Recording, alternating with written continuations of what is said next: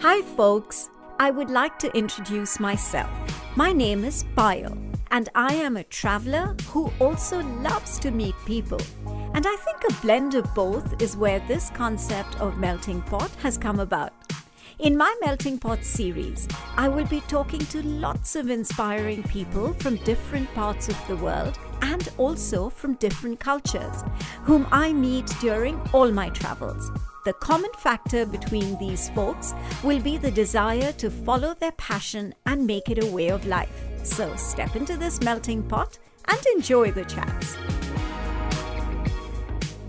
Hi folks, I'm back again with yet another episode of Melting Pot, and I'm still in Lucknow. So it seems like it's becoming a series just of Lucknow and talking to people here. Today I'm in conversation with Noor Khan, but as I understand, everyone in Lucknow refers to her as Noor Appa, which I'm assuming means older sister, but maybe I'll get her to explain that to you. So Noor has very kindly agreed to talk to me. She's doing a lot of interesting things, and she lives in a heritage home as well. So thank you so much, Noor, for joining me in this conversation on my podcast, A Melting Pot. And I'm really, really happy that I'm here with you today and we're having a conversation. It's been nice meeting you, Payal, Thank you. Also to know that there are people like you who are doing things that are so diverse and so different from our concept of the kind of interests that people have, the usual run-of-the-mill hobbies. Yeah. So you're doing something so different, and I'm glad you took this time out, came to Lucknow, and I belong here. Okay. And my father's side of the family comes from a small village adjacent to Lucknow. What's the name of the village? It's called Amethi. Amethi. So don't Okay. people often confuse it with the political Amethi. Yeah, No, yeah, okay. This is Choti Amethi, Okay. which is just about a 45-minute drive from where we live here in Lucknow. Okay. And I remain connected with it through a little mango orchard that I have. Okay. Where I go now and then. Went this morning. Okay. With my son-in-law Right. to do a bit of bird watching. Okay.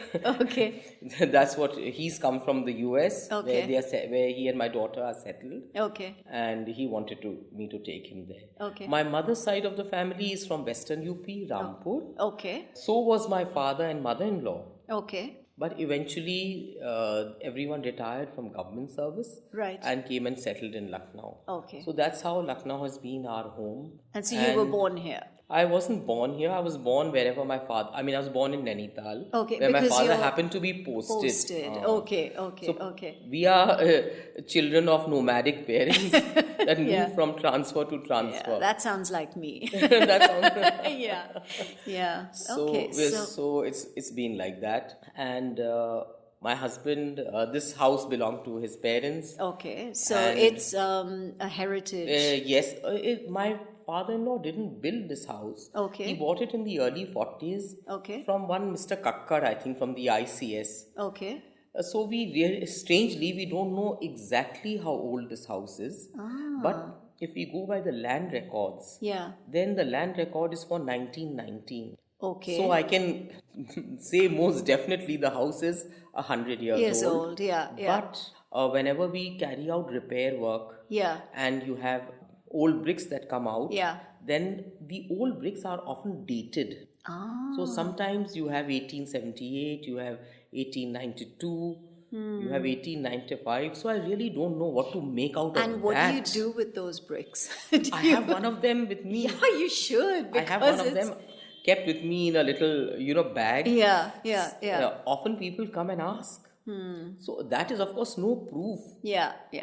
But I like to feel that, yes, this house is more than 100 years old. In fact, we just got an INTAC award for preserving this house, for making no structure. There are absolutely no structural changes in this home. Okay. So INTAC gave us an award for that. Wow, that's amazing. Every house down the street was like this old. Okay. So it would have been No, pre-British or no. This is definitely post World War. I would say around World War One. I would say around World War One. Okay. It could be older. Yeah. It could be, but this is what I would imagine. Okay. This is a very typical colonial structure with, a central room. Okay. 4 larger rooms around it, and then 4 rooms jutting out in the corner. Okay. The corners. Okay. And they're all en suite? No. And this is all built with just one room leading into another, so we just use it the way we can. When someone asks my children, which is your bedroom, the children laugh and say we've never had a bedroom. We just move from room to room as and when was convenient. If there are 9 rooms. Actually, 9 rooms. Yeah. And Amma, my mother-in-law, would tell me that हम तो इस घर में मौसम के हिसाब से रहते हैं. Which means कि गर्मी के ज़माने में particular rooms which never really got the sun. और जाड़ों में these rooms, because this house is east facing, so this is what gets the rising sun, and this is what gets the most sun. Right. So they would shift this side of the house. And so basically, just for my listeners who don't understand Hindi, what Noor is saying is that her mother-in-law believed that this house was built based on the seasons. So, yes, it is an east-facing house. That was the way construction was. So it gets the early morning sun. And her life, I mean, because of that, she would sort of use a certain set of rooms in the summer, which were cooler, and a certain set of rooms in the winter, which those rooms were warmer and got more sun. And of course, we have these lovely old ventilators. And I cannot tell you how the piercing sun rays come through that ventilator. This room is flooded with light in the morning. That's amazing. It's a wonderful sight. Yeah, it's so nice. I mean, the wonders of natural light. You can appreciate if you see something like this. Absolutely. So basically now it's your husband and you who live in this house. Yes. In this large house. The children have kind of, they've got wings and they're gone. But so I see a lot of, I mean, before I start talking, let's just, I guess, do the step by step. I can see a lot of old black and white photographs.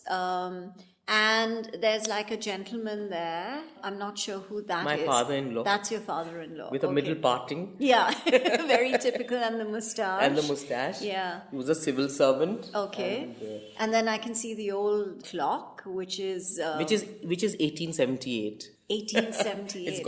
It's dated at the back. Wow.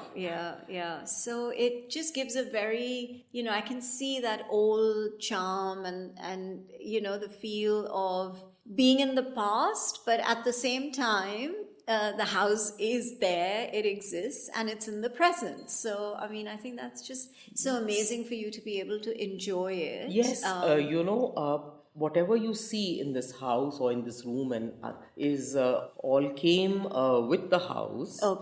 I'm not saying with the house, it just belongs to us. So it's not that we bought something or we added something. It's just like family. It's just always been there.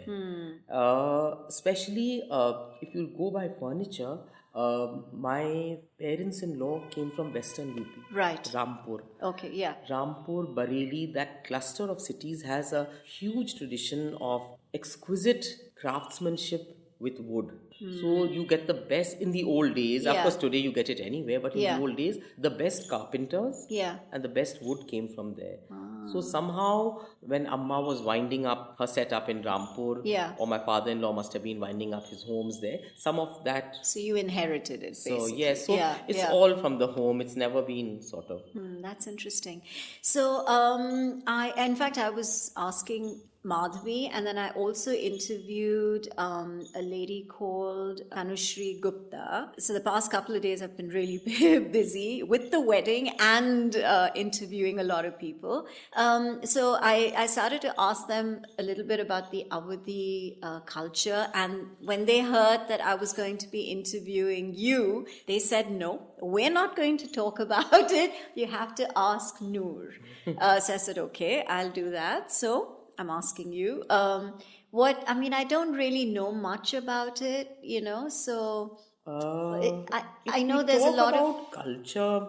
Often we are talking about food. Food, Often we are correct. talking about clothes. Yeah. And So I think I'd like to talk more about the food. And of course, we're talking about manners and mannerisms and Yeah, customs, correct. and there's no end to it. Correct. There's no end Correct, to it. yeah. But if you talk about food in Lucknow, all of us are foodies. Okay. We love our food. Yeah. We love eating. Yeah. And love talking about it. Right. Most of us will flip through recipe books for leisure. Yeah. Yeah. How it is. Yeah. Just as a pastime. Yeah. And most women put out a good table in Lucknow. Okay. Somehow, yeah. My children who have moved away and who live in other parts of the world always tell me that they didn't appreciate it when they lived here. But when they come back, they say somehow the food never tastes so good. So what is it? I mean, what is... I know there's a lot of emphasis there's a lot of meats. emphasis on the meats here. Yeah. And there is...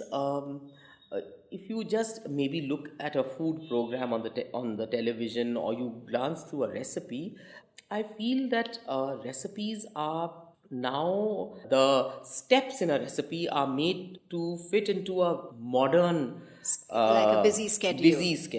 Yeah. But if we cook our meat, we always add the masalas in a systematic manner. The spices. The spices are there is a system to it. So it will taste different. It will taste different. It's not that, for instance, if you're just doing a regular meat dish, a meat gravy dish, what we call here a salan, right? Then if you heat the fat, and add your onion, and you brown the onion, add the meat. So the very first step is heating the oil, browning the onion, adding the raw meat, and then stirring till the meat gives off its... it comes off the bone? Off a light brown color. Okay. Then only would you add the ginger, garlic and onion paste. Once you have done with that, then only would you add the haldi, the turmeric, the coriander, and the red chili. So it's a step-by-step process. If you were to add all these masalas together with the meat, it's not and going cook to taste it, the same. no, it will never taste the same. So which means cooking is for... be prepared to spend time. So you really have to, one, have the time, the patience and the passion to actually, and never on a high flame. Never on a high flame. Okay. Always on a low flame. Okay. There is steps to it. Right. And then it's always on a low flame. Of course, today we all pressure cook our meats. But some dishes I do slow cooking with dum. The cooking is done in a pot, but the pot is sealed with wet dough. So that right. So the dum biryani, so for example. if you say dum biryani, or what we do, a meat dish which I make is called dum pukht. Which is a meat with whole spices. Okay. You have to be very careful that it doesn't burn, because there's no... you cannot open the dish halfway. It's not like an oven that... No. And you cannot open a dish halfway to see is it done or not done. But with time and experience, but those dishes come out very well. Even if the masalas may not be very proportionate, or something you may have forgotten to add something, but just very process of slow cooking enhances so much flavor to a dish. So how frequently do you... I know that there is something that you're doing with cooking at home, and I think you work with... Madhavi was mentioning you put up something at the festival that she has organized. But before I come to that, would you do your slow cooking meats every day, or you do them... I don't cook every day. You don't cook every day. Okay. You're listening to a fusion of stories recounted for the first time ever by some fascinating people from across the globe with me, Payal, on this very unique and special podcast series, Melting Pot. I cook whenever I'm expecting a visitor. Okay. Or I have people over to dinner. And do you also cook for people other than people who are coming home? No, I don't You cook for don't? anyone. Okay. Not at all. Okay. Except that one time in the year that I cook for Sanatkada. Okay, which is the festival. Yes, which is the only... Otherwise, it's always for guests at home. Okay. That's it. Or a friend asked me to chip in that I've suddenly got visitors. Can you do me one thing and send it across? Right. So, I also want to add that I try and stick to seasonal dishes. Okay.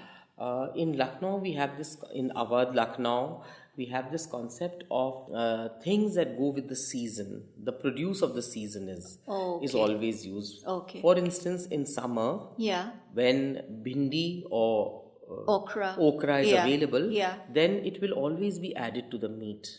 It makes the meat lighter, and you have eaten your vegetable along with the meat. So that makes it a very typical summer dish. Right. Or arvi gosht, which is arvi is from the yam family. Yeah. That is a very, very popular item, and again that's a summer dish, because that is when the most succulent yams, the small ones, come into the market.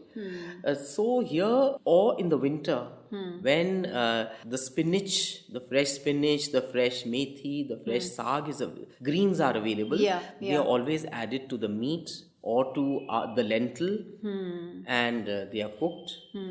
So we definitely go by seasonal cooking. Okay. Even in a small town like Lucknow, vegetables are available all the year round. But I make sure that I cook a summer vegetable in the summer and a winter vegetable in the winter. But that is the principle I go by. Right. So the summer vegetable would also be Lauki, available.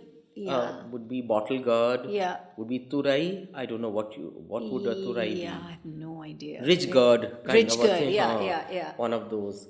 So I make sure I use all that in the summer, and my peas and cauliflower. I add a lot of cauliflower to the meat very often. Peas. So what is the meat that you normally cook?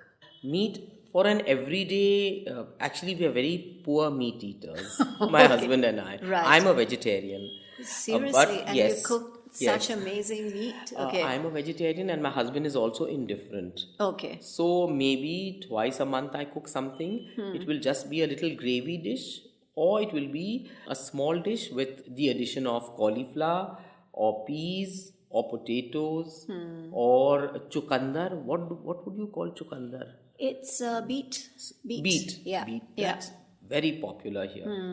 Or a tomato gosht, which means... So it's mutton. It's mutton. It's mutton. Yes. Okay. It's mutton and mince. And mince. Okay. This is traditionally the kind of meat that we grew up on. When we were growing up, chicken was a luxury. It was. Seriously. You won't believe it today. And my children, don't believe it when I tell them. But chicken was only cooked when there was going to be a visitor. Today, chicken is the cheaper meat available and consumed a lot. But most homes that I would know, homes like mine, have grown up on mutton. And so mutton is the preferred meat of the day, anytime. Interesting. And fish. And fish. But in Lucknow, where do you get the fish from? A freshwater fish. Okay. Yes. Okay. You have to be careful that it's fresh, that it's... we are not great fish eaters. Right. But we have our various salans here. Yeah. Methi ka salan, which is like, it's a gravy. Okay. But again with the regular spices. Yeah. But with the flavoring of methi. Okay. Fenugreek. Fenugreek. Yeah. So that's very typically Lucknow. Okay. And all the vegetables, basically the fresh produce, is from here, or is it from the neighboring villages? It's all from the neighboring villages. I also have a little green patch at the back. Okay. And when I run short of vegetables, I telephone Prashant and Smita. Right. They are friends Please of send yours. me. So they have a farm outside Lucknow. So I get a constant supply from them. So which is enough for my household. Yeah. And other friends like them. Most of us have our little patches in the house. Okay. It makes sense. We still have that luxury. Yeah, I know, that's true. You can't have that in a big city. No, you can't. And friends who have farms, they are very generous. Yeah. Friends are very generous. Yeah, which is... I mean, if I say, Prashant, I've run out of vegetables, the next I know it is that a sack of potatoes has arrived. 10 kilos. That's quite amazing. It's nice to have friends like that. Yes. What exactly do you do for this festival? This festival has a food committee. Okay. So us senior ladies, about 4-5 of us, are part of that committee. Okay. So we decide, the festival is for 5 days. Right. And within that 5 days, there is one special home cooked lunch. That is always on a Sunday. Okay. So it is a Sunday home cooked lunch. Okay. So there are about 20 to 25 cooks like us who cook from home. Okay. And take it there. Okay. And it is sold in the festival as part of the through a system of coupons. They have So what are the dishes that you take with you? I only take one dish, which is the keema mirch. Okay. The red chili that we usually associate with achar. With pickle. Pickle. Yeah. And you stuff spices in it, and it's a winter pickle. Yeah. So I stuff my mince in those chilies. Oh, that's and amazing. I do a dum cooking with that. Okay. Dum means a slow cooking with that. Right. I prepare the mince, and then I de-seed the chilies. Yeah. I buy the largest that I can. Yeah. Snip off the heads. Yeah. De-seed them, and then stuff it with the mince. And leave it for a little while on a low flame, so that the flavor of the chili seeps into the mince. Okay. Yeah. So it gives it a very nice. It doesn't only taste good, but it looks so good. And anything that looks good, you want to eat. Absolutely. I mean, I was talking to someone about this yesterday, and that's what it is. If it's appealing, you do get attracted to the food. Yeah. That red color is amazing. Yeah. And that chili is in the market only for about maybe 2 months, a month and a half in the year. And how long does it take you to the prep? And the prep is a long prep, because I do about 12 kilos of keema for that lunch. God. The 12 kilos sells in 12 minutes. So sometimes I feel, what am I doing? All the effort, all the just number wasted. of hours, and it's gone. But then, I mean, I think so that goes to prove that Lucknow walas are great foodies.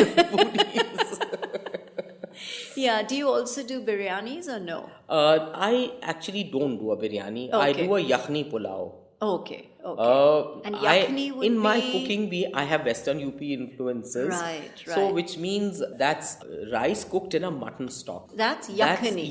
So yakhni is actually a stock. Okay.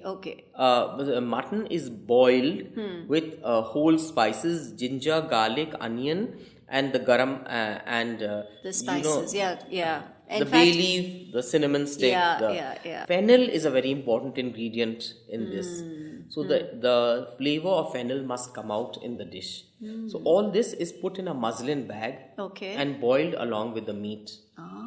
So that in the end, the meat and the water in the preparation has absorbed all these flavors, and you just take the bag and you can throw it out. Oh, amazing! And I stitch my own little bags. Oh my God! And then I buy muslin from the market. Yeah. No. Okay. You I keep wash the them. bag. Yes. I wash it but I stitch my own bags. That's so interesting. And when I go to USA to visit my daughter or my daughter-in-law in Dubai, I make bags for them and take it. Oh my God, they're lucky to have, when they come home, all they probably want is, for you to cook all this amazing, I know you don't do it that often, but I'm sure they must be now craving for it. The fact that they don't get as much of it. The people who come to buy, of course they buy, everything gets sold out. Yeah. It's not that they're just coming for my dish, they're coming for everything else. But they always tell me that, why do you cook so little? People don't understand that 12 kilos is a lot to stir. My arm, would come out of its socket for all the effort. I know, and if you had to do more of it. And that is the purpose of this festival, that it must be home cooked, and that we are the cooks. Right. It's very easy to hire a khansama. And get your dish cooked. and take it. Yeah. But then that's There's not the no purpose. effort, and that's not the No, purpose. and that's not the purpose. Yeah. It doesn't taste the same. Yeah. A Khansama's cooking is always different to a gharilu, to a home cooking. Totally. So this festival is a huge success. This Sunday lunch is a huge success. Yeah, wow. If I was here in Feb, I would have come for sure. Well, I don't know. I don't know which part of 31st January, 1, 2, 3, 4 February. I don't know which part of 2 the is world the I'll Sunday. be in then.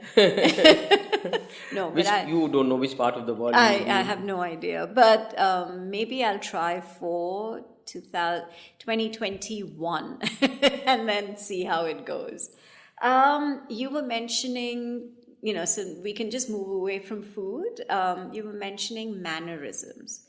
So what, like everyone says, Lucknow has this very, the way people talk, there's a lot of respect. So tell my listeners more about that. I think there is a lot of respect. And where does it come from? I mean, where has it originated from? Is it? I really don't know, but for me and for most people, I think it would just be the home. Okay. And it would be... so it's got nothing to do with the whole Nawab I'm sure.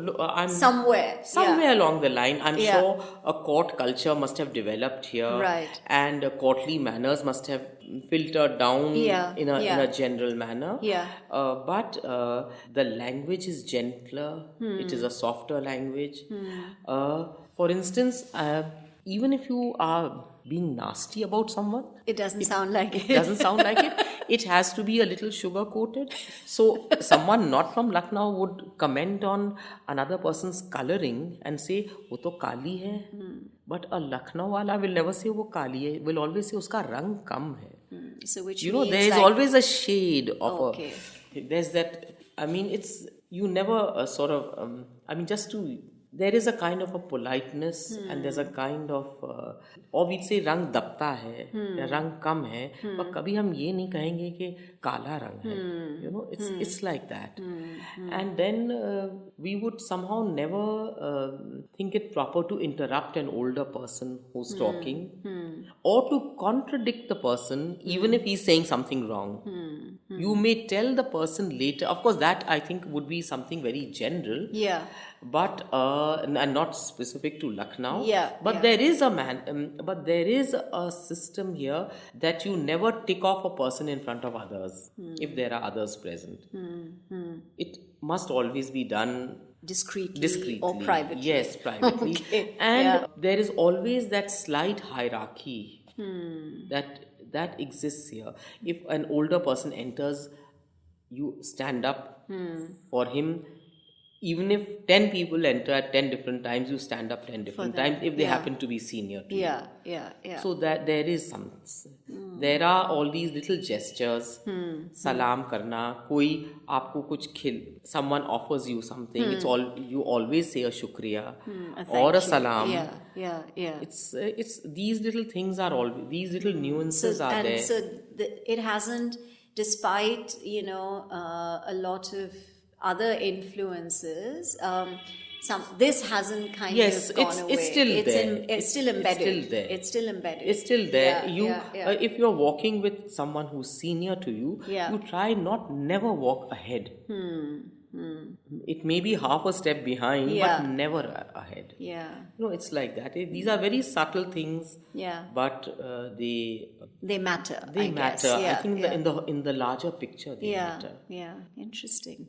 This has been quite. And I mean, I've learned a few things about. Not that I honestly. I don't enjoy cooking. But despite that, it's been interesting to listen to, the way you cook your mutton, and I probably will rewind. And when I listen to, the podcast once it's live, I'll probably note down whatever you've said and I'll make an effort wherever I am. And I also want to add that I use things from my garden always. From your garden. So it's very fresh. So if I want to do a vegetable and I want to add to make it a little sour, then I will break the karondas from my karonda bush. Right. Chop them up and add. When the karondas are in season. Yeah.